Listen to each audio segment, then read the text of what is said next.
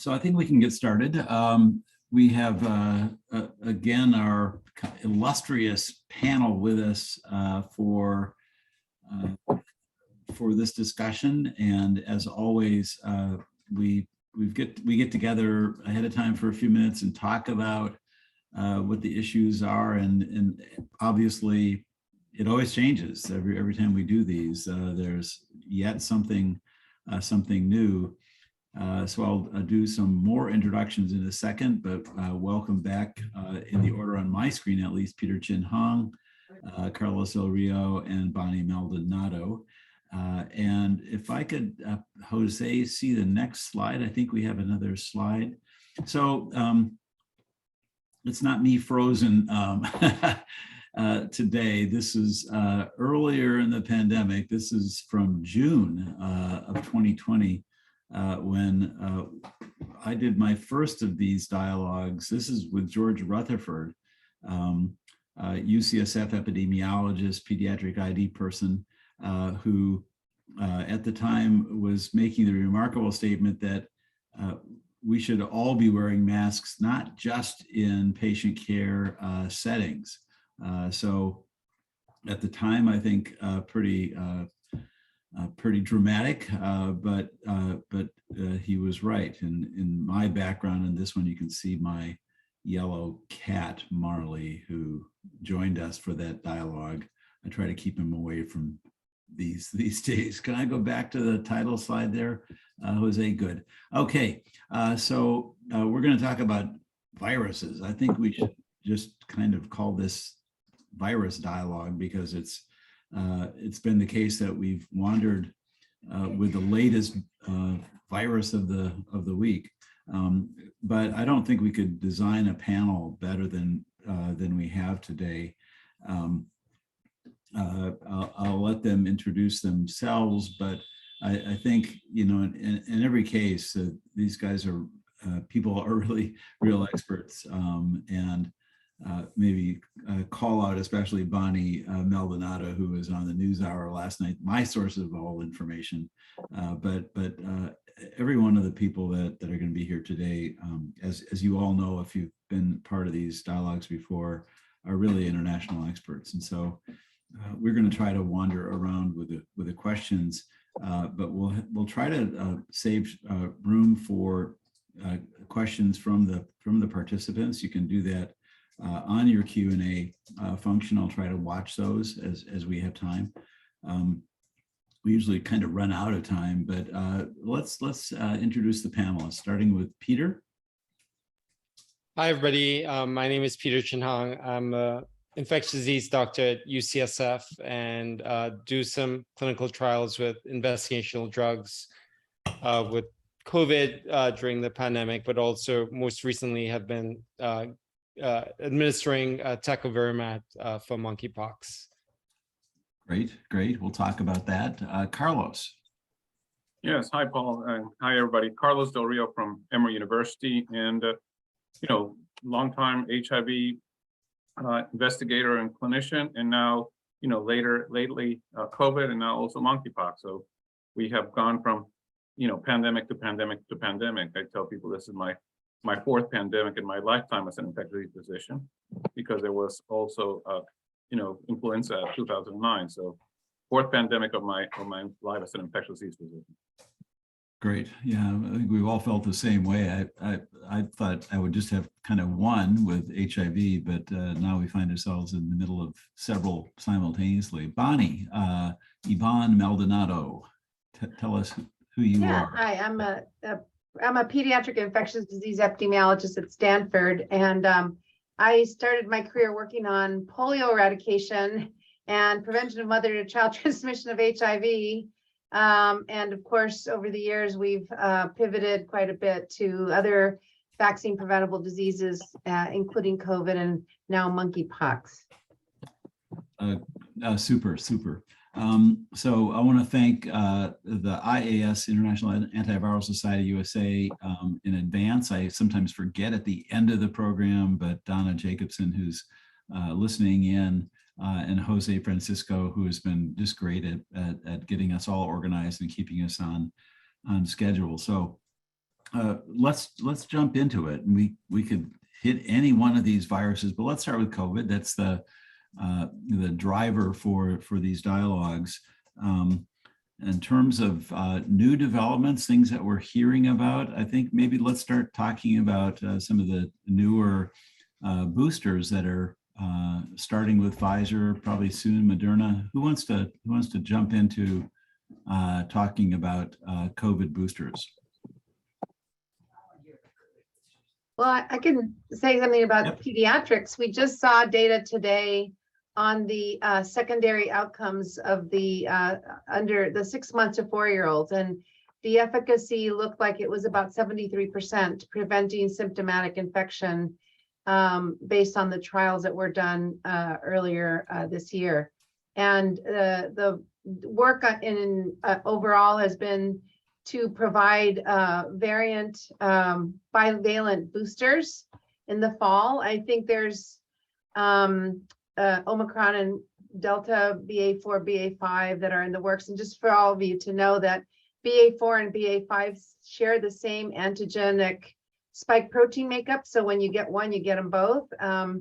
And those are in the works, and we understand those will be coming in a few weeks. I think they say September. I know Pfizer and Moderna have both been working on those, and there are studies for the younger ages as well that are in play right now that probably won't be done by September, but hopefully we'll be able to have boosters for people under 17 before the end of the fall. So if you hear about one versus another of these, does it really make any difference? Maybe Carlos, you want to toss that around? Well, I think one of the most interesting things that is happening, Paul, for boosters in this fall is that we're beginning to see governments take a different approach. In the UK, they just approved a booster for this fall that targets both the original strain of the virus as well as the original Omicron variant, the BA1. In the so-called bivalent vaccine, and Moderna is going to produce that vaccine. But the FDA rejected that BA1 bivalent booster last spring, and instead the FDA told the vaccine companies to make a bivalent vaccine that contained the dominant Omicron subvariants, the BA4, BA5, which is what's circulating right now. So we're going to see different boosters used this fall across the Atlantic, and I think that's going to be real interesting. And I honestly don't know what's going to be the outcome of this.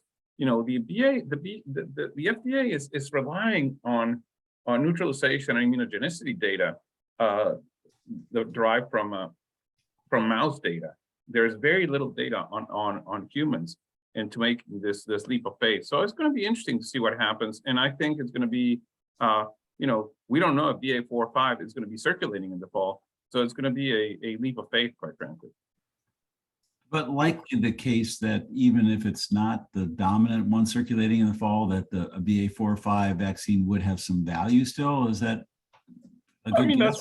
that's what the FDA said, and that's what we all hope, right? If you look at the data, though, so far we've been using the ancestral strain for this whole time, and we still have pretty good efficacy, at least against severe disease and hospitalization. So, I agree with Carlos. We don't know whether the BA4/5 will give us the same broad protection, and whether we've already got prime T cells to the other earlier variants and the ancestral strain, whether that'll actually kick in to provide support, protection against whatever's coming this fall. And that's why I think for the rollout of BA4/5 boosters, that they'll still rely on the foundation as the first 2 shots. So they're not expecting to start from 0 for people who are unvaccinated with the booster shot. And probably speaking to what you said, Bonnie, lack of real experience with this shot as a primary series, but rather, as its spirit suggests, a booster. Right. So Bonnie, you mentioned, I think, early on today that these vaccines, and I think you were talking especially about kids, are, really quite effective at preventing serious disease. And yet, and this is something I want to definitely get into when we talk about other vaccines today, but and yet not every kid has been inoculated. And I know everyone is heard and talked a lot about the vaccine issues, but let's begin that and just tell us what your initial thoughts are, especially with respect to COVID and where we are with getting people vaccinated. And the other panelists can certainly jump in because this is an issue for adults as well as kids. Yeah, it's a broad issue, obviously. At this point, we've only seen 1% of kids 6 months to 5 years of age vaccinated, even 1%. Though these 1%. Yeah. So I'm sorry, 6%, a million. All right, well, sorry about that. Still low, right? 6%, still pretty low. But we knew from the get-go that we were not going to see a lot of response in children, and I think part of it is, this is what we battle as pediatricians. A disease may not be highly prevalent, but it's still preventable and it can still cause serious outcomes. And we're constantly reminding people that a preventable death and a preventable hospitalization is important. And what happened here, of course, is that COVID severity was really increasing as age went up. And so we noticed that for 12 to 17-year-olds, the vaccination rate is around 60-70%. For 5 to 11-year-olds, it's about 30%. And now for the little ones, it's about 6%. So as you see the people thinking that these kids are not going to be affected, you see less uptake. The problem is it doesn't mean zero uptake. We actually admitted 4 kids in the hospital today. So, and they're symptomatic. So it's not like we're not seeing symptoms. And it's just that the prevalence is not as high as, people. And I think people have gotten used to this disease now too.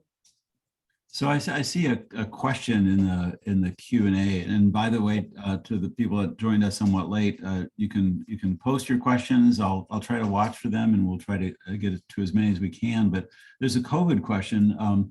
For those that received the COVID second boosters, what's the minimum separation needed between second booster and the bivalent that's going to be coming out in the fall? Is there, what do we know about how long you should wait and how long you should jump in with the next booster? Bonnie, do you want to take that? Yeah, at this point, it depends on whether you're immunocompromised or not. But I think in general, for most populations, the waiting time is about 5 months. And for immunocompromised, 3 months. But I think it's safe to say most people will have already reached 3 to 5 months by the time these vaccines are out. And I think the idea really is, again, as Carlos mentioned, following neutralizing antibody. We don't have any idea about T cells really in a large population-based way. But if you look at antibody levels, they do seem to drop off fairly quickly, especially with the more recent variants. So probably about 5 months, but we don't know what FDA will say in the fall when the boosters pop up. Right. The other issue we need to remember is that really we need to go back and remember the so-called antigenic sin, right? The version of the virus that you were first exposed to likely determines how you respond to later variants and how well vaccines work later on. And I think it's going to be interesting because a lot of people have gotten infected in the last couple of months. And when you got infected and what you got infected with likely is going to determine how you're going to respond to the booster you receive. So I don't think the response is going to be necessarily the same, depending on whether you got infected or not recently and what the so-called antigenic sin happens to be. So one issue that I want to talk about a little bit. I think the experience here, and certainly Carlos can, or any of you can talk about it, but I think we're seeing relatively few really sick people, relatively few fatal cases of COVID. And yet we hear about all these, big public personas, Joe Biden most recently, who get infected, who go into, some isolation, come back, but don't ever seem to get really sick. I don't think we've seen a public person get really sick and die for quite a while now. Is it over, or is the serious nature of COVID over? And one of the things that we talked about in our panel prep the other day was, is this really kind of getting to be like the flu? How should people be thinking about this? What do we do in terms of keeping it on the consciousness? Peter, do you want to start talking about that? Yeah, so when I think about it fading into the background, I think about two things. One is how much is it costing society still? And I think we've become numb to numbers, but I'm just pulling out my iPhone now. And if we say conservatively 450 people a day is still dying in the US, that's 165,000 people a year. And the worst flu season is like 60,000 deaths or 30,000 in a regular flu season. So it's kind of shocking to me still that we're still seeing so many number of deaths. The second thing that I would love before I sort of relegate it to the background is predictability. And like today, Google, I was telling the panel before we jumped on, that's the largest workplace outbreak in California now, 300 people almost. So like 300 people taken out of the workforce all of a sudden, that's not really conducive to regular life. So we're getting there and suddenly people are coming back to normal, but it's certainly far from what I consider to be normal and background. The sort of tragedy is we have a lot of tools to prevent those 165,000 people from dying, but people are not always taking advantage of the tools, even for unvaccinated folks with all these therapies to keep them away from the hospital.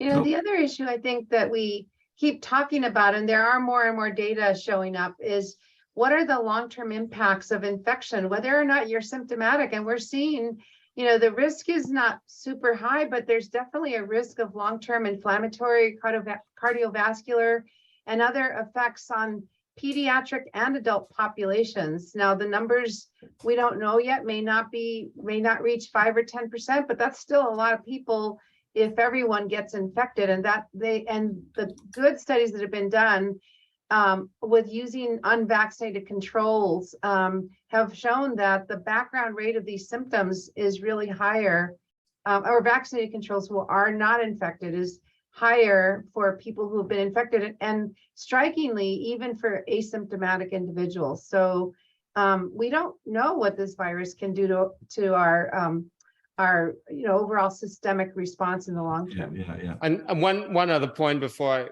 Sure.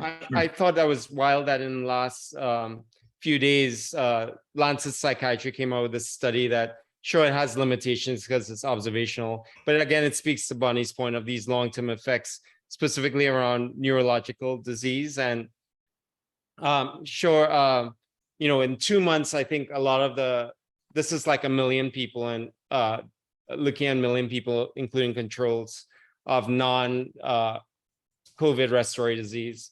2 months, the anxiety and depression goes away, but in 2 years, you still have a background rate of more than 1.5% in terms of dementia and even seizures in kids. Sure, it's very, very small, but if you multiply it by the amount of people getting infected, it's very significant.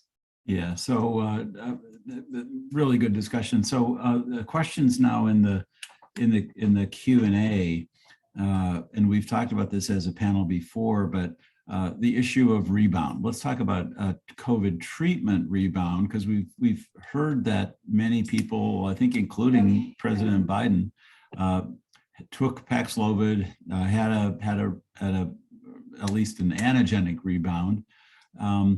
What do we know about that? And is it time to be thinking about COVID rebound instead of treatment per se?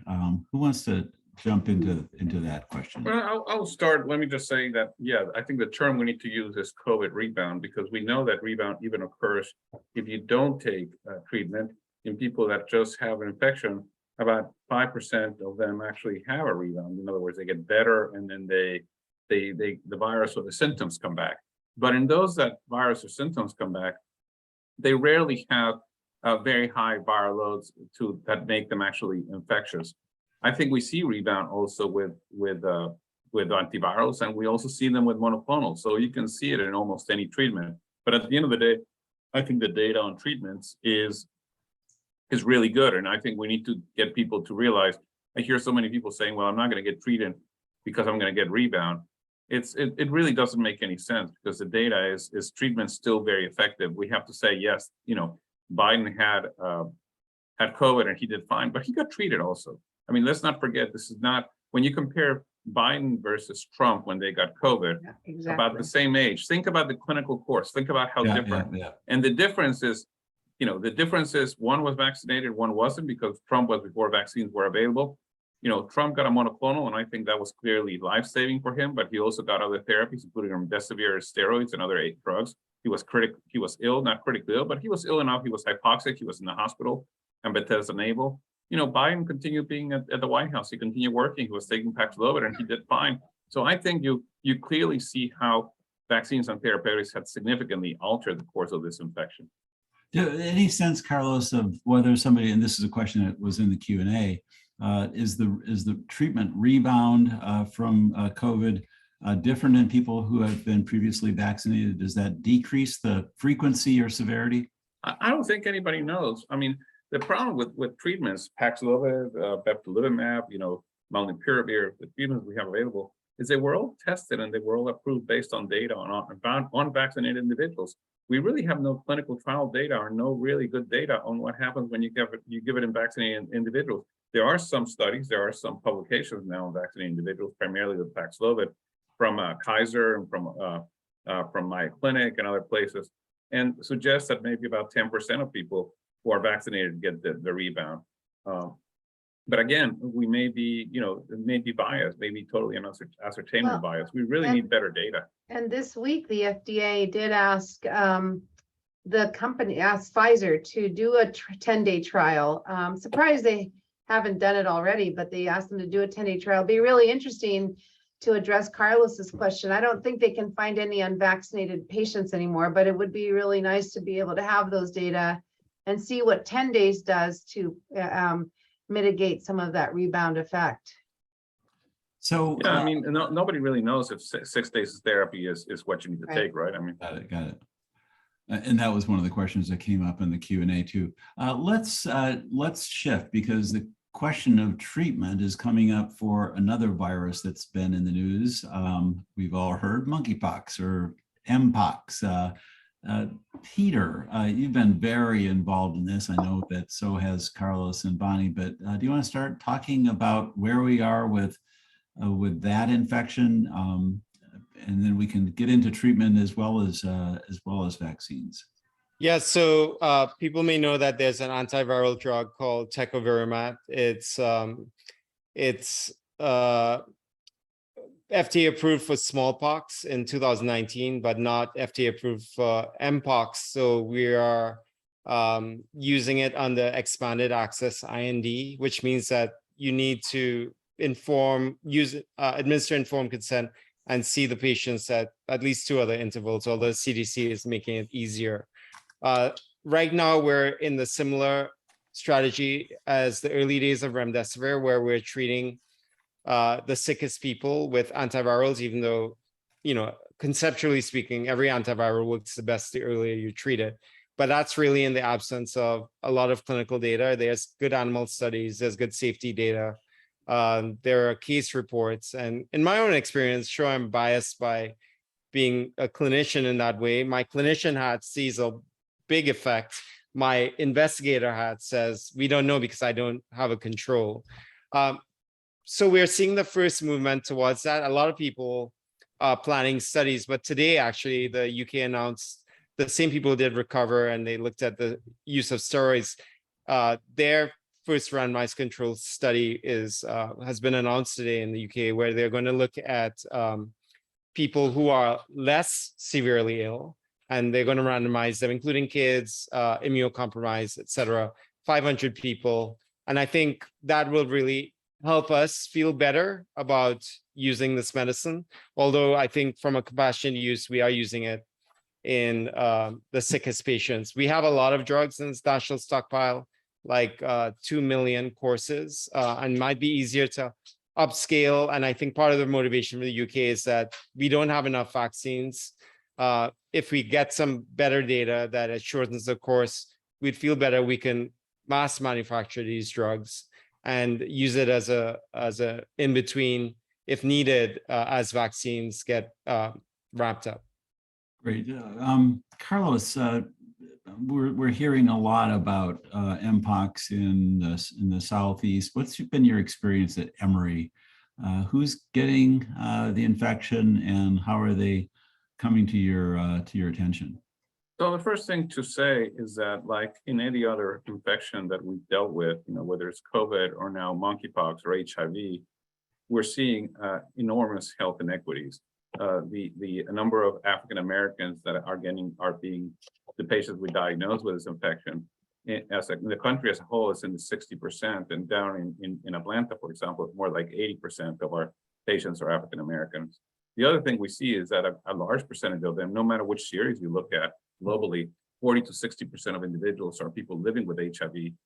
Many of them virally suppressed, and those not living with HIV are people taking PrEP, antiretrovirals for prevention. So they've been not worrying really about, STIs, because they're taking, we have seen how people in PrEP have a higher rate of STDs just because they get diagnosed. So I think we're seeing a change in the epidemiology of the disease, and it's being driven by sexual networks, it's being driven by, sexual behavior, under PrEP, but it's also being driven by health inequities. And I think we really need to emphasize this, because I have been asking CDC and others, we really need to know who's getting vaccinated. We need a health equity dashboard that allows us to see this is the percent of people that are getting vaccinated. And so far, I haven't seen anything like that. And we need to be sure that the people getting vaccinated and the people getting access to therapies, like Peter mentioned, are actually, those that are also most severely impacted. My concern is that many gay men who are monogamous and in quite frankly, low risk situations are actually getting vaccinated ahead of people that actually need it the most. Yeah, so obviously this does remind us a lot of what the issues that we faced in the earlier HIV epidemic as well. Carlos, is there a sense that the disease course is different in people with HIV infection or co-infection? Or do you see so many co-infections that you can't really tell? You can't really tell, I think. People with HIV that we've seen, most of the people with HIV that we're seeing with monkeypox are actually on antiretroviral therapy and well suppressed. So really, that's not an issue. We've seen a couple people with low CD4 counts who are not suppressed, and they tend to do pretty badly. They tend to have very severe disease. So again, at this point in time, it's anecdotally, but it's not surprising that they will have more severe disease. I think one thing to be said about vaccines also is that people think that, you get your shot of vaccine and you're protected. Now you can go to your rave or you can go to a party and you're not going to get monkeypox. And we need to remind people that, first of all, protection requires, to start developing some immunity requires about 2 weeks. And really the full protection happens after you get the second dose of the Janus vaccine. And that's 2 weeks after the second dose. So the reality is we're seeing a lot of people saying, well, I know somebody who got vaccinated and they got monkeypox, so the vaccine doesn't work. Well, we need to, again, educate people about exactly what a vaccine does. It's not a vaccine, it's not an immediate therapy. It's going to take time for immune system to respond and to actually protect you. So education about how the vaccines will help us prevent this outbreak, I think, is going to be really important as well. So one of the questions that's coming up is about treatment with the TPOXX, and for any of the panelists, but the question is kind of, is there a role for shorter courses of treatment? What do we know about the duration of treatment? Do some people that respond really well, can they get away with a short course? Let's just start by saying, Paul, that we have zero data from clinical trials on treating monkeypox. The data, TPOXX was approved for the treatment of smallpox based on a very obscure FDA mechanism called the animal rule. In other words, when the disease doesn't exist or it's too severe to do a clinical trial, smallpox doesn't exist. When that happened, you can do studies in animals and approve the drug that way. But we have no data on monkeypox, and therefore all we're doing right now is, quite frankly, speculating as we talk about efficacy and as we talk about when to use it. And the other issue there around the treatment is because the data was generated really based on the animal rule for smallpox, we're fortunate that it appears to work here with monkeypox. We don't have real efficacy data. And more importantly, when we talk about, people are now talking about prophylactic therapy or shortened courses. And this reminds me a lot of our antimicrobial stewardship population issues. And the question then is, if you look at in vitro, you can actually generate monkeypox, you can actually generate antiviral resistance in this virus in particular, and it's a single point mutation, so it's a SNP. I don't know how hard it is to generate it, but it's been easily done in the laboratory. And the problem is this is the only antiviral we have right now for orthopox viruses like this. So trying to finish full courses and not doing pre-exposure. First of all, we don't even know if pre-exposure would work. The mechanism of action of this antiviral appears to be a prevention of cell-to-cell spread, not prevention of viral replication. So we don't really understand any of that, to Carlos's point. So I would worry about taking it out any further than what we're doing right now. And again, that's why, the ACTG is about to conduct a randomized clinical trial. There's a clinical trial being conducted in Africa by the NIH. There's clinical trials being conducted in Canada and in Europe. We have to get data from clinical trials to really know the role of this agent. But we have to also say that that emphasize what Bonnie said, is that the concern that myself and others have is that this drug has a very, very low barrier for resistance, right? This is a drug that, as Bonnie said, inhibits a protein that is important in the release of the virus, in the virus being released from the cells. It's an inhibitor of the orthopox virus VP37 envelope wrapping protein. And this is one mutation in that leads to resistance. So there's a very low barrier of resistance. And those of us working in HIV know what low barrier of resistance means. It means rapid developing of resistance. We saw that, for example, the M180 mutation with 3TC takes one mutation and you lose a drug. So we need to really be aware of this concerns, and I worry that we're going to start using the drug without having the clinical data that we need. So I think it's worth. There's a question that I saw here that I think is worth answering: is whether you should get, if you had monkeypox and you were treated, so you still get the monkeypox vaccine. A lot of people think that infection with monkeypox is sufficient to give you immunity. So I think that this person who already had monkeypox doesn't necessarily need a vaccine because they've already been protected. So let's shift the gears a little bit from treatment. Back earlier in the whole Mpox story, in the earliest outbreak, we started to hear about cases of people, a lot in MSM right from the start, but where the theoretical exposure was kind of close skin to skin contact. We heard about raves and people kind of rubbing up against each other, and I think that was for a while at least the dominant thought about transmission. Who wants to talk? Maybe Peter, about what do we know about the transmission of Mpox? Is it still skin to skin contact, or is it something newer? So it's still primarily considered skin to skin, although there is increasing noise about the contribution of fluids, bodily fluids, and sexual activity itself. And the thought behind that is that it just seems so odd that it's staying in this network, even after being here for months. The idea that anywhere from 15 to 30% of people have another or concomitant sexually transmitted infection, all, and the fact you can find it. But of course, I think our framework from skin to skin comes from our historical understanding of how people got in previous outbreaks from animals or preparation of food, and from the 2003 prairie dog outbreaks, where the amount of disease you got was based on how agitated your prairie dog was and how you clean the cage. So I think, keeping an open mind, the reason why people are bringing this point up is not because they're being academic and ivory tower-like. It really leads to how you message people about protecting yourself before you get the vaccine. And that's a whole topic in itself. But so skin to skin / bodily fluids, but very little fomite surface fabric unless you're in a household. And there's one credible report of a fabric associated transmission, which was in a healthcare worker in the UK who was changing the sheets of a Mpox patient before they knew the patient was infected, and the scabs flew in the air, and then the healthcare worker got infected that way.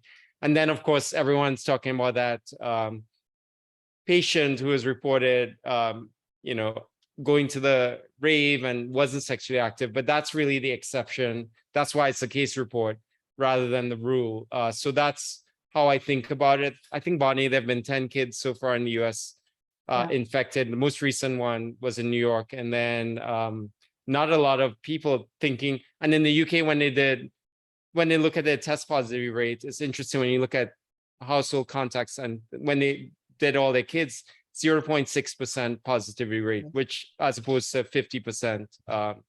So that's kind of where we are with transmission. Another last spoil is the owners of the dog had monkeypox or mpox in France. The greyhound slept with them in the same bed and got infected 12 days later. So Bonnie, talk about a little bit about mpox in kids. What have you seen? What have you heard? What should we be thinking about? Well, we've heard that there was one case in California. We still don't know where that child was. And there are a total of 10 cases, and the federal agencies have not really been going into any details. And it turns out that some of those 10 may actually be false positives. We don't know how many.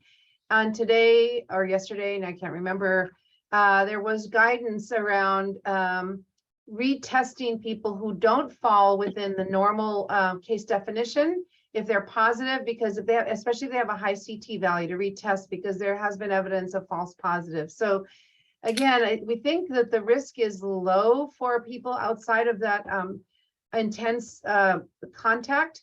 And it reminds me a bit of that early study looking at aerosol transmission of COVID, where they did this really interesting swabbing of a intensive care room and a hallway of a patient with COVID. And they were able to identify by PCR a virus from many, many surfaces, but they weren't able ever to cultivate it. And I remember following up with the group that did the study, because I asked them what happened with the tissue culture data, and they said, well, we'll get back to you. And I kept calling back. They never actually were able to grow the virus. So this is very similar. We're not seeing that widespread transmission. I do think that children or pregnant women in particular who live in, or pregnant people who live in homes where there are a gay or bisexual men who have sex with men, we should really, I think, be careful about exposure if somebody is symptomatic, but otherwise I would really not be concerned. I think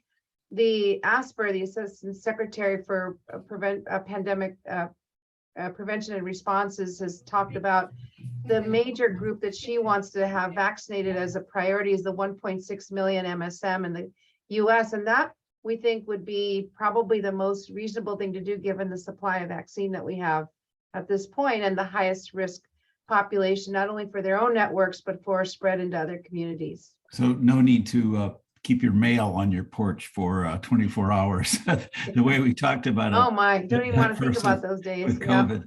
One of the things I've noticed recently is more talk about some of the public health measures with mpox, where there have been some attempts at case contact finding, and some places have said we can't do it anymore. Apparently, people are just not willing to give their contacts, and it reminds us, of course, of some of the issues in the early HIV epidemic.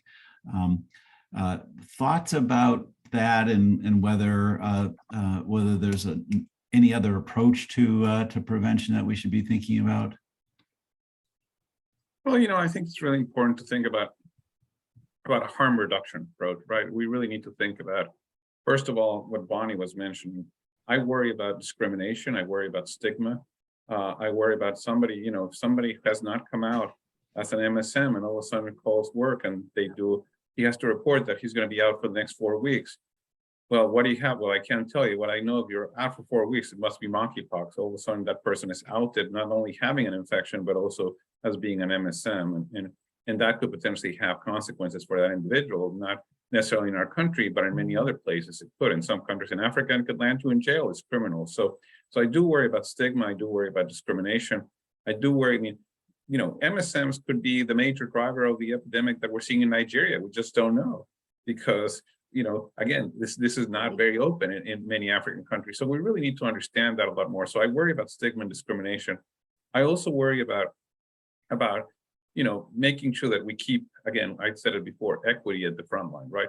How do we ensure, and not only equity in our racial and ethnic equity in the U.S., but Africa has had monkeypox for years. They are getting zero vaccines, they're getting zero treatments. We cannot afford that. Once again, we're making the same mistake we made with COVID, and we're doing it over and over again, which is we keep hoarding everything our way and we forget about the rest of the world. Right. And more importantly, we could have paid attention to monkeypox in Africa a long time ago, and we could have had clinical trials and data on both the vaccines and the treatments that we could have applied today, but we chose to ignore it. We chose to say that's not our problem. And now guess what? It is our problem. So I think we need, those are the things that I really want to, in this epidemic, HIV taught us the importance of a global approach. COVID, I think, is trying to teach us a global approach because we really haven't done it in a good way. And again, monkeypox is looking more like COVID than it did like HIV. So I do want to see us have more of a global equity approach when we confront this global pandemic. So it's a good lead in. So I'm sitting during this dialogue and I'm looking at the people that are participating as the audience, and we have a who's who of people that have been very involved in all aspects of infectious disease. Some of my best friends, and they're asking really good questions. So let's go to one of those that really kind of takes up from where Carlos ended. I think Kevin Carmichael says, okay, panel, what's your prediction for where Mpox is going? As Carlos said, this is not a new virus, but it's new in the numbers that we're seeing it. Is this going to be something that so let me I just want to remind people, based on what Carlos said, I think if anybody is interested in what we should be doing, they should read House on Fire by Bill Saag. That is my favorite book. I still use it. I use it for not just infectious diseases, but other viral diseases such as discrimination, lack of health equity. These are things that we can address, and we need to do them house by house. And I think the principle here is that with MPX, what we're seeing is more like measles and less like polio or COVID, in that if you have a case, you can easily do ring vaccination. There's too much stigma and too much of a network to really try to build on contact tracing. I mean, obviously, I think if you can do contact tracing, that's a fair game. I don't think that's going to solve this problem. I think what's going to solve this problem is getting everybody in high-risk groups to get vaccinated with at least 2 doses of intradermal vaccine, and that's going to slow this down. I don't think it's going to, I mean, again, who knows? You just don't see it really becoming a big problem in other populations. Doesn't mean we shouldn't care. It means we should redouble our efforts for that house on fire and make sure that we keep those individuals safe, destigmatize as much as possible, and make this not about their social networks, but about the way diseases like to travel in networks. So it sounds like you're predicting that this is going to be a problem that we're going to have, especially in the MSM community for a long time to come. Is this another virus that people are going to be living with? So I think so. I think so, Paul. And I think Bonnie just touched about House on Fire. So we have to say that this is Bill Foegge's book about the eradication of smallpox. And I think it's important to mention that I heard Mike Osterholm the other day say that, after the 2001 bioterrorist attacks, he was in a meeting with Secretary Tommy Thompson and D.A. Henderson. If people know, D.A. Henderson was really the one of the major figures in the eradication of smallpox, together with Bill Foegge and others. And as they were talking about getting rid of smallpox and having gotten rid of smallpox and stopping to vaccinate against smallpox, D.A. Henderson said, just wait, and this was 2001, he said, just wait another 20 years, monkeypox in Central African countries will make a major resurgence among unvaccinated populations. So we're seeing that as we have not vaccinated for smallpox because we eradicated the disease, now we're seeing monkeypox emerge as a substitution, so to speak. So what do I think the future is? I think this is going to become endemic. I think this disease can go into animals. Lots of cases in New York City, what tells me that, New York City has more rats than humans. What tells me that rodents in New York City are not already infected. So the future may be that we go back to vaccinate against smallpox, just like we did in the past. So, where- Carlos, let me interrupt because there are several questions exactly on that topic. What's the interface between smallpox vaccination and MPX? Do people show benefit from having had smallpox vaccination? And where are we going with that? Carlos, you want to start with that? Well, the answer is yes, there's some protection. Back in, I think Peter mentioned the 2003 outbreak related to prairie dogs. And there was one family in which the father had been in the military and was vaccinated. He had very mild disease. The mother had not been vaccinated. She has more significant disease. And one of the kids actually had an encephalitis and ended up being very ill. And I can't remember if that kid died or not. So clearly, vaccination against smallpox protects you in a significant way. It may not prevent you from getting disease, but will prevent you from getting severe disease. The problem is that most of us, I guess, because maybe you, me, maybe Bonnie, I'm not outing on your age, but those of us that are older than 50 were vaccinated, but we were vaccinated 50 years ago, right? I'm older than 50. So how much protection do we have right now? But it's a population under 50 that hasn't been vaccinated. Yeah. We stopped vaccinating in 1972. But Carlos, and we talked about this before. I can't remember if it was here or in our pre-panel, but you don't get sterilizing immunity here. And it's very similar to, say, varicella, for example. You can reduce the severity, you can reduce the number of lesions, the viral load, and hopefully the infectivity. Right.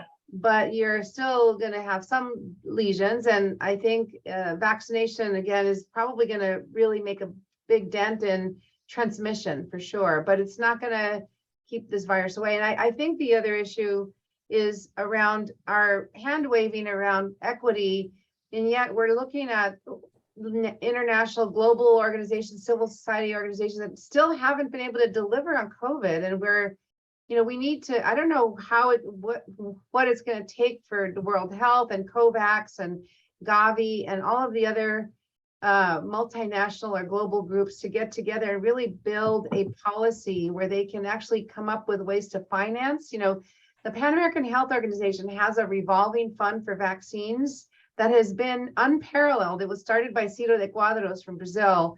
It's a way that you finance with the heavier hitters, the countries with more money. You can actually fund more vaccines for example, Canada and the US wind up contributing money so that Haiti can afford vaccines. And we've had this for 40 years now, and it's worked incredibly well. You can't do that outside of the Western Hemisphere because you don't have that underwriting, but somebody needs to really get involved and build a program. It's not for lack of trying or building white papers, but we need to take those white papers and put them into action because Nipah's out there. I mean, everything else is out. There's lots and lots of viruses that we can still see, and fortunately they've been extinguished or at least suppressed, but they will come back with globalization for sure.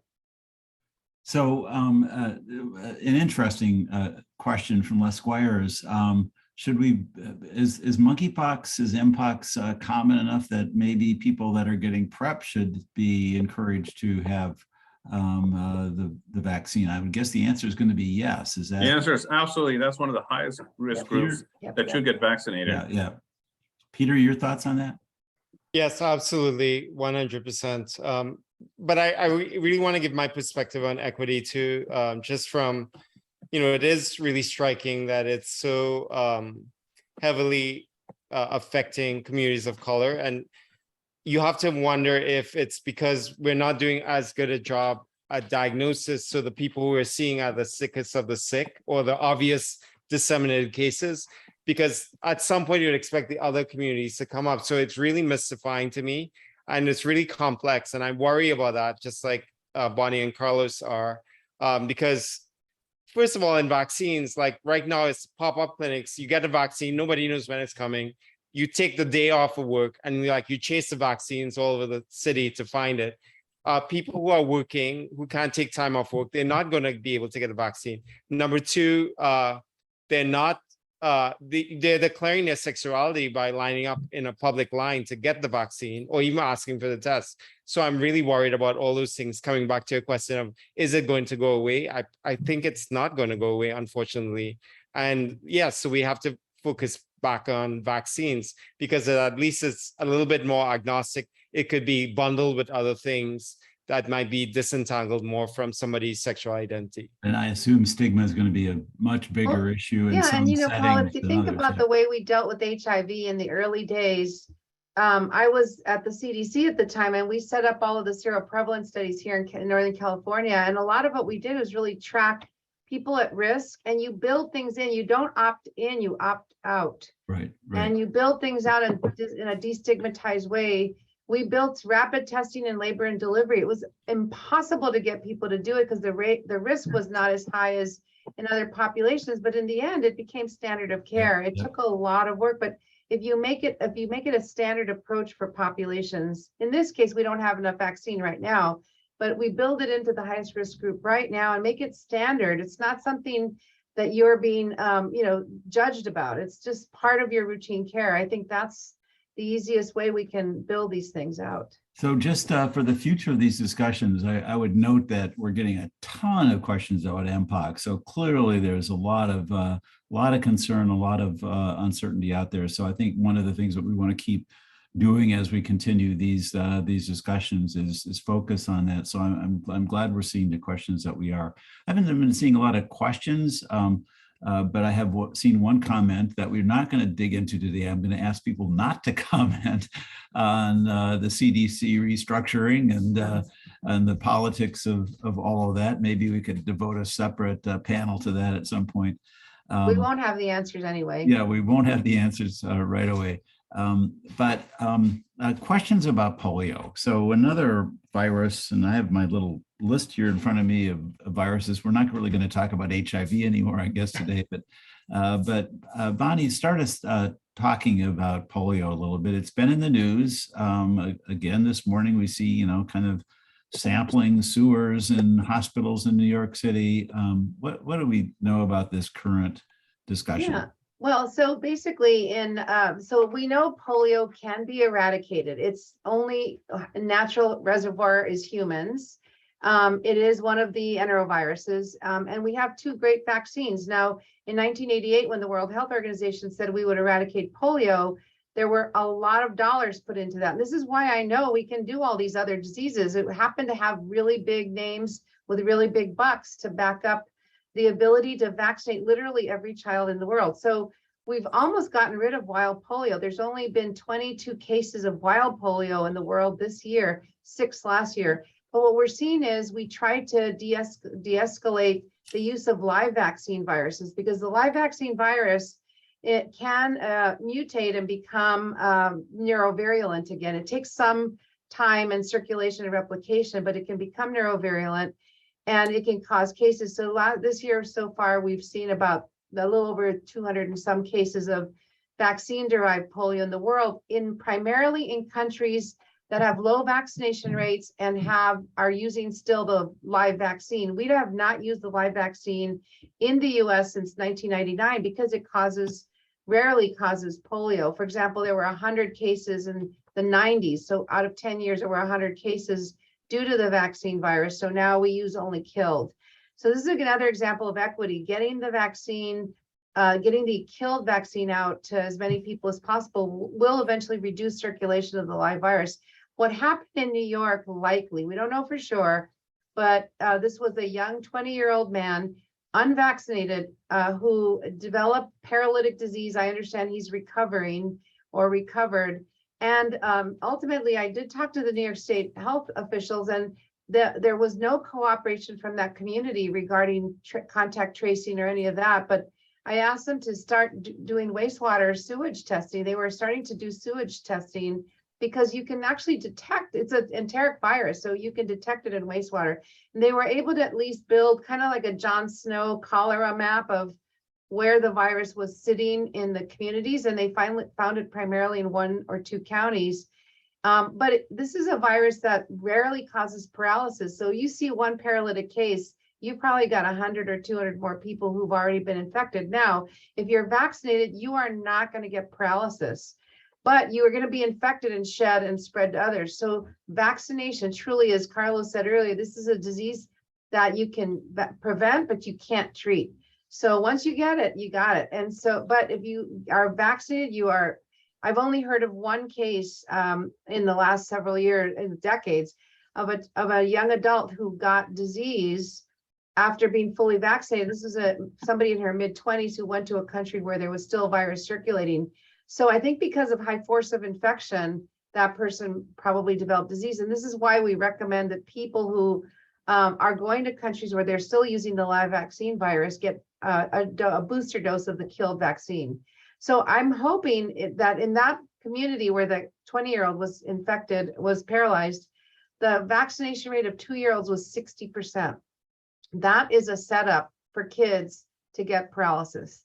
And in most of the country, we're not going to have a problem, but it could be, because we're now starting to see areas around the country where whole zip codes are just saying we don't want to vaccinate our kids against anything anymore. This is, I think, a result of the COVID misinformation, and we're very concerned about that, not just for polio, but measles and whooping cough and other diseases. And Bonnie, and you know it better than anyone as a pediatrician. It's really, really hard. Many of those communities, many people say, well, I don't need to vaccinate against polio because the disease doesn't exist anymore, Exactly. right? And we forget that that is not the right answer. And unfortunately, when you don't see something, you think it doesn't affect you. And I think it's a reminder that that's not the case. And in a the same reminder community, go ahead, Peter. in the same community, Bonnie, and I know you've been more concerned about measles too. In 2019, they had like 300 something cases of measles in the same community. So I think it is sort of like waiting to explode again with these communities and these micro unvaccinated communities. So is there any, this is the question from the group out listening to us, any role for polio boosters now for people that, haven't got their shot for? This is a remarkable thing about polio. If you've been vaccinated, the only case I've ever heard of a vaccinated person getting paralytic disease was this one person who traveled to a heavily circulated area. It's a great vaccine. I think we don't even vaccinate healthcare workers I do get my vaccine, the kill vaccine, to my lab workers because we're working with the actual live vaccine virus. Right. But so you're working with it in your hand, but otherwise I think there's no reason to. I really think we just need to, as Carlos and Peter said, we need to remind people. It's like telling people, oh, you don't need to take PrEP anymore because your viral load is undetectable. I mean, this doesn't make sense. Only one disease has been eliminated from the face of the earth in humans, and that's smallpox. The rest are still out there waiting to jump on us. So we will stay tuned for the next virus that comes our way, I guess, don't. Unfortunately. But I would say, Paul, that we need a break, right? Yeah. Well, speaking of breaks, we don't have any more time today, but I think the panel has been great. Bonnie joining us from the NewsHour just last night. Everyone here has been really great about volunteering to educate the public about these diseases that people are obviously very concerned about.